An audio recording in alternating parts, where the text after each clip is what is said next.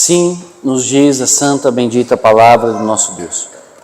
Dou graças ao meu Deus, lembrando-me sempre de ti nas minhas orações, estando ciente do teu amor e da fé que tens para com o Senhor Jesus e todos os santos, para que a comunhão da tua fé se torne eficiente no pleno conhecimento de todo o bem que há em nós, para com Cristo. Pois, irmão, tive grande alegria e conforto no teu amor, porquanto o coração dos santos tem sido reanimado por teu intermédio. Até aqui a palavra do nosso Deus. Vamos orar mais uma vez. Senhor nosso Deus e Pai, queremos te louvar, te agradecer a Deus pela tua palavra bendita que foi lida nesse instante, e te pedir a Deus da tua parte a iluminação do Espírito, para que possamos compreender o que o Senhor está nos ensinando aqui neste momento. E ó Deus, tendo aprendido essa lição, que sejamos transformados pela tua palavra e que vivamos vidas que glorifiquem e exaltem o teu santo nome. É assim que nós oramos agora, em nome de Jesus. Amém. Meus irmãos, nós vivemos num período, numa época que certamente é marcado por uma visão individualista. A nossa sociedade é uma sociedade que valoriza o individualismo. É uma sociedade em que isso é inclusive pregado, isso é enfatizado. Tudo o que importa é o eu. Se eu estou bem, se eu estou feliz, as minhas preocupações, os meus desejos, tudo o que importa é o que eu quero. Tudo o que importa é o que eu preciso.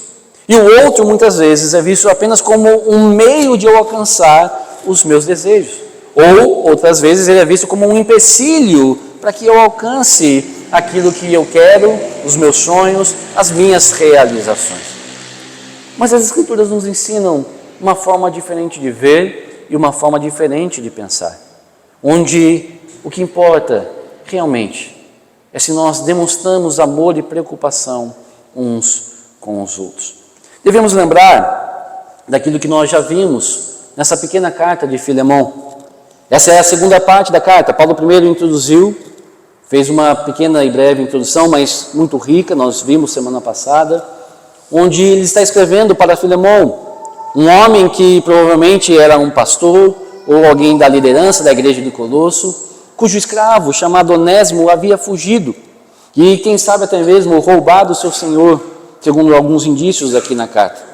E esse homem, esse escravo que fugiu, foi até o apóstolo Paulo, e ele ouviu do Evangelho, e ele creu no Senhor Jesus, e agora está voltando para o seu Senhor. Ele quer fazer restituição ao seu Senhor, ele quer voltar e fazer as coisas corretas. E Paulo escreve, portanto, essa carta a Filemão, para que Filemão receba Onésimo em seu meio. E depois de introduzir a carta, Paulo passa agora para a segunda parte, a parte comum em toda a carta naquele período. Todas as cartas naquele período, nessa época, depois da introdução da carta, que falava sobre o destinatário, sobre o autor, uma breve exposição do assunto, passava-se para um momento de ações de graças, onde havia uma oração, um elogio à pessoa a quem era dirigida e um pedido de oração em favor do destinatário. E aqui Paulo faz exatamente isso, mas ele aproveita ao fazer isso para antecipar os assuntos que ele tratará durante toda a carta. E o que Paulo nos ensina, o que Paulo nos diz nesses versículos de 4 a 7? E esse é o tema do sermão, seja eficaz na comunhão. Seja eficaz na comunhão. Esse é o assunto do nosso sermão. Vejamos novamente o versículo 4, que diz assim: dou graças ao meu Deus, lembrando-me sempre de ti nas minhas orações. Paulo era um homem de oração. Ele orava sempre, ele orava constantemente. E regularmente nas suas orações, ele se lembrava de Filemão. Ele orava por muitas igrejas, ele orava por muitos irmãos. E a oração para Paulo era um aspecto extremamente importante da sua vida. Paulo era um homem verdadeiramente de oração. Um homem que estava sempre preocupado com as igrejas, sempre preocupado com os irmãos, sempre preocupado com a situação e a fé daqueles a quem ele havia evangelizado. Filemão era um desses. Um homem que foi alcançado a Cristo através do trabalho do apóstolo Paulo. E Paulo orava regularmente por esse homem, visando o seu crescimento, o seu fortalecimento na fé desse irmão tão querido, tão importante para o apóstolo. E isso, meus irmãos, já nos ensina algo bastante importante sobre um aspecto muitas vezes perdido em nosso tempo. Será que nós oramos pelos nossos irmãos? Nas nossas orações, nós nos lembramos das pessoas que congregam conosco? Nos lembramos das pessoas com quem nós mantemos comunhão no dia a dia? Pessoas que adoram ao Senhor ao nosso lado? Será que nós sequer conhecemos as pessoas que estão ao nosso lado na igreja? Que frequentam o mesmo lugar que nós, que adoram o mesmo Deus que nós? E nós sabemos das suas dificuldades, das suas necessidades, e nos importamos ao ponto de orar por elas? Muitas vezes, as nossas próprias orações têm se tornado individualistas. Esse espírito de individualismo que eu falei no começo, muitas vezes atinge inclusive um dos aspectos mais essenciais da vida cristã, que é a oração. Quantas vezes as nossas orações só falam de nós mesmos? As nossas orações são encharcadas do eu, do egocentrismo, onde tudo que importa são os meus desejos, as minhas necessidades, aquilo que eu preciso, aquilo que eu quero. E deixa eu te dizer, não há nenhum problema, não é errado você pedir por si nas orações. Nós precisamos pedir por santificação, perdão dos nossos pecados, pelas nossas necessidades diárias. Jesus nos ensina a fazer isso. Mas há espaço nas nossas orações para que oremos por outras pessoas. Nos lembramos dos irmãos queridos da nossa igreja. Oramos pela nossa igreja.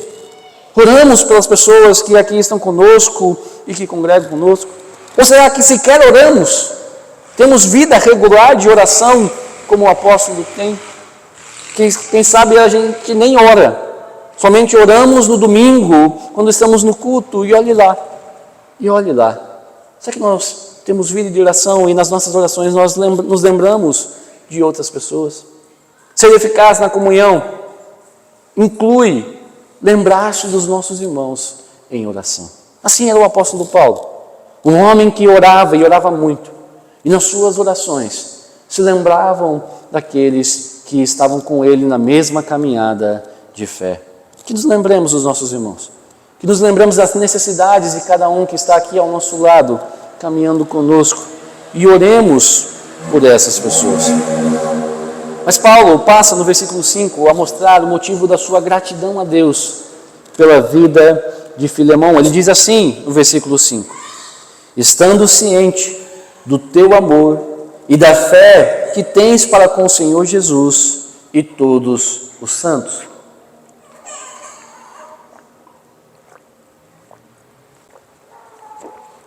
Por que Paulo está grato? Por que Paulo agradece? As suas ações de graças são motivadas pelo quê neste momento da carta?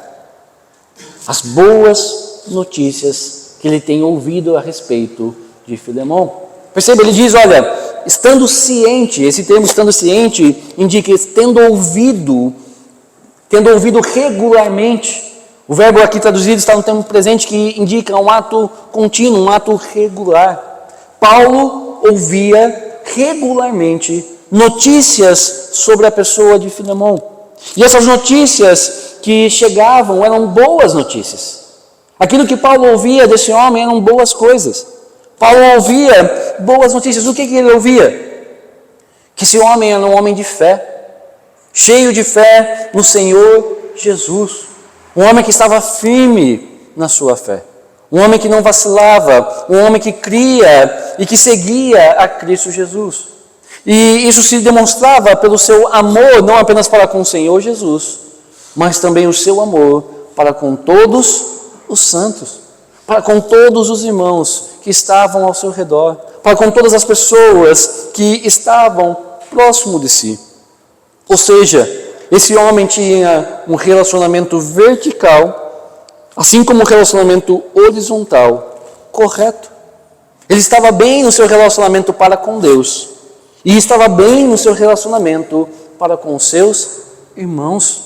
Esse homem era um exemplo de fé e exemplo de vida cristã. E meus irmãos, essas são boas notícias de se ouvir. Um pastor não tem alegria maior do que ouvir de que uma ovelha sua está vivendo uma vida de fé e de amor para com as pessoas. Não há notícia que alegre mais o coração de um pastor do que ouvir que aqueles a quem ele pregou o Evangelho estão crescendo na graça, estão crescendo no conhecimento e estão vivendo uma vida que glorifica a Deus. E, meus irmãos, deixa eu te dizer que esses dois aspectos necessitam de andar juntos. A fé no Senhor Jesus é o fundamento que leva ao amor ao próximo, como sempre deve fazer. Não é possível que haja um sem haver o outro. Não é possível. Se alguém realmente crê no Senhor Jesus, alguém tem uma fé viva, fortalecida, esse necessariamente deverá também amar o seu próximo. Como nós vimos anteriormente no texto de João, capítulo 13, versículos 34 e 35, foi o texto que nós lemos anteriormente, que revelou o nosso pecado, diz assim: novo mandamento vos dou, que vos ameis uns aos outros, assim como eu vos amei. Que também vos ameis uns aos outros. Nisso conhecerão todos que sois meus discípulos, se tiverdes amor uns aos outros. Como a nossa fé é revelada? Como a nossa fé se mostra, se evidencia e faz-se claro que nós somos discípulos de Cristo Jesus? Através do amor uns aos outros. E era essa notícia, esse tipo de notícia que Paulo ouvia sobre Filemão. Deixa eu perguntar uma coisa: que tipo de notícia as pessoas têm ouvido a nosso respeito? Se você viajasse, ficasse muito tempo fora, e depois alguém viesse e contasse para nós aqui como você está, que tipo de vida você tem levado, e imagine que é o mesmo tipo de vida que você está levando hoje, você só mudou de lugar, passou um tempo e nós ouvimos notícias a seu respeito, o que as pessoas diriam de você? O que as pessoas diriam de mim? Que tipo de notícias? Pessoas que não nos veem há muito tempo, pastores que já passaram na nossa vida, irmãos queridos que já passaram, que estão longe de nós agora. Se alguém que nos conhece fosse e falasse, se encontrasse com essas pessoas, o que eles diriam sobre nós? Será que eles diriam que nós somos pessoas de uma fé viva e que demonstram amor uns para com os outros? Será que essa seria a boa notícia que seria levada a nosso respeito? Será que nós temos sido motivo de ações de graças? Quem ouvisse falar sobre nós, sobre a nossa vida, sobre a nossa conduta, sobre a nossa fé, daria graças a Deus por isso? Ou será que nós somos motivo de lamento? As pessoas lamentariam o estado deprimente da nossa alma, o estado deprimente da nossa conduta, da nossa vida cristã. O que as pessoas ouviriam a nosso respeito? Paulo ouvia boas coisas. E ele continua no versículo 6, onde ele ora e mostra a finalidade da sua oração por Filemão. Versículo 6 diz assim: para que a comunhão da tua fé se torne eficiente no pleno conhecimento de todo o bem que há em nós, para com Cristo. E esse, meus irmãos, é o principal versículo.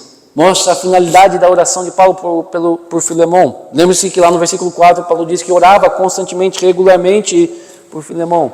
O que Paulo pedia? Qual era o pedido que Paulo fazia com relação a Filemão? Paulo mostra que o pedido que ele fazia, o que ele pede é para que a comunhão da sua fé se torne eficaz. O que isso significa? O que essa expressão comunhão da fé e eficaz significa? Comunhão da fé aqui, meus irmãos, aponta para a comunhão dos crentes, do corpo de Cristo, daqueles que têm a mesma fé em Jesus. Paulo está orando para que Filemão mantenha essa comunhão que é com o Senhor, em quem nós cremos, mas que nos une uns aos outros. Deus, Ele nos salvou e não nos salvou simplesmente como indivíduos, para que vivamos vidas individuais. Sabe, muitas vezes nós temos essa mentalidade, inclusive com relação à salvação. As pessoas pensam que a salvação ela é meramente individual. É claro, Deus salva individualmente. Você não pode ser salvo pelo seu esposo, ou você não pode ser salvo pela fé de outra pessoa. Mas a salvação ela não é meramente individual. Deus não nos salva para que sejamos simplesmente pessoas que mantêm comunhão com Ele, mas não mantêm relação com nenhuma outra pessoa. Qual é o grande plano, o projeto de Deus? O novo povo. Deus está separando um povo para si. Não são indivíduos para si. É um povo, é um corpo, é uma família, a família de Deus. Nós somos essa família de Deus. E como família de Deus, como povo de Deus, nós mantemos comunhão uns com os outros. Nós mantemos comunhão da fé. E essa comunhão, o apóstolo diz, deve se tornar eficiente.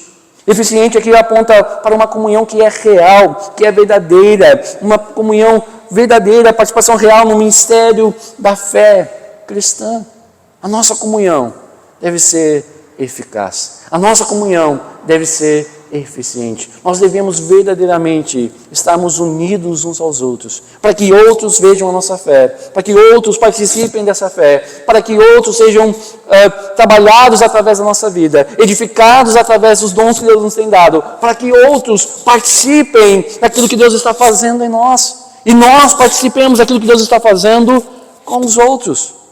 Essa comunhão da fé que nós temos precisa se tornar eficaz. Paulo está aqui preparando, meus irmãos, Filemão, para o seu pedido que ele fará mais adiante na carta com relação a Onésimo, para que esse amor se torne eficiente também com relação a ele. Ter uma comunhão eficaz significa que ninguém fica de fora.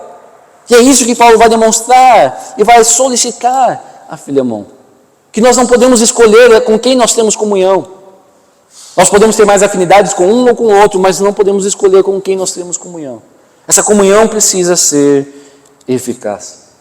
Como coloca um autor, um estudioso das Escrituras, chamado Douglas Moore, ele diz assim: quando as pessoas creem em Cristo, elas passam a se identificar umas com as outras, em uma associação mútua, e incorrem tanto nos benefícios, quanto nas responsabilidades dessa comunhão. Quando você veio a Cristo, quando você se uniu a Cristo Jesus, quando você creu no Senhor e se tornou parte dos filhos de Deus, você não foi ligado somente a Cristo, mas você foi ligado a todos que estão ligados a Cristo Jesus também. Você foi ligado numa família. E a sua comunhão não é apenas com o Pai, mas é também com seus irmãos. E essa comunhão precisa ser eficiente. Jesus orou por isso. Jesus orou com relação a isso. Lá em João, capítulo 17, versículos 20 e 21, ele diz assim: não rogo somente por esses, mas também por aqueles que vierem a crer em mim, por intermédio da sua palavra, a fim de que todos sejam um. E como és tu, ó Pai, em mim, e eu em ti, também sejam eles em nós, para que o mundo creia que tu me enviaste. Mas como essa fé se torna eficiente? Paulo vai dizer, pelo pleno conhecimento do bem em nós para com Cristo. Isso significa conhecer o bem que Deus derramou em nossa vida. E é esse bem que Deus derramou em nossa vida que deve nos levar a fazer o bem aos nossos irmãos, a mantermos comunhão eficaz. Quando nós entendemos a graça de Deus sobre nós, quando nós entendemos o que Cristo fez por nós, quando nós entendemos a salvação que temos em Cristo Jesus, que somos pecadores e merecedores de qualquer coisa da parte de Deus, a não ser da sua ira, mas que Deus, sim, Ele entregou o seu Filho por nós. Como nós podemos rejeitar, ou como nós podemos não ser eficazes na comunhão com os nossos irmãos? Se nós somos perdoados por Deus, como nós não podemos perdoar os nossos irmãos? Se nós somos agraciados por Deus, não devemos também demonstrar graça com os nossos irmãos que estão ao nosso redor? Entendendo, conhecendo o bem que há em nós, o bem que foi dado a nós em Cristo, deve transformar a forma como nós enxergamos as nossas relações. Deve transformar a forma como nós enxergamos a vida em igreja. Deve transformar a forma como nós entendemos os nossos relacionamentos. Além disso, há muitos benefícios na própria comunhão. Deus trabalha em nós, Deus transforma a nossa vida, Deus muda o nosso caráter, e para isso Ele usa pessoas, as pessoas com quem nós mantemos comunhão, os nossos irmãos. Quando nós entendemos tudo isso, então nós nos tornamos mais eficazes na nossa comunhão. E tudo isso deve ser feito para a glória de Cristo, para que o mundo veja que o Filho foi verdadeiramente enviado pelo Pai. E a pergunta para nós nesse momento é: que testemunho temos dado ao mundo? Pensando no texto de João 17, quando Jesus diz que nós deveríamos ser para que o mundo creia que o Pai o enviou. A minha pergunta para nós é: que testemunho nós, como igreja, temos dado ao mundo? Quando o mundo olha para nós, será que eles creem que Deus enviou o Filho? Se não, a próxima pergunta é: será que não é porque Ele não vê em nós, o mundo não vê em nós, essa unidade que deveria existir? Essa comunhão da fé que deveria estar em nós? Paulo termina com o versículo 7 que diz: pois, irmão, tive grande alegria e conforto no teu amor, porquanto o coração dos santos tem sido reanimado por teu intermédio. Diante de tudo que Paulo ouviu sobre Filemão, o apóstolo termina suas ações de graças, expressando sua alegria com essas notícias.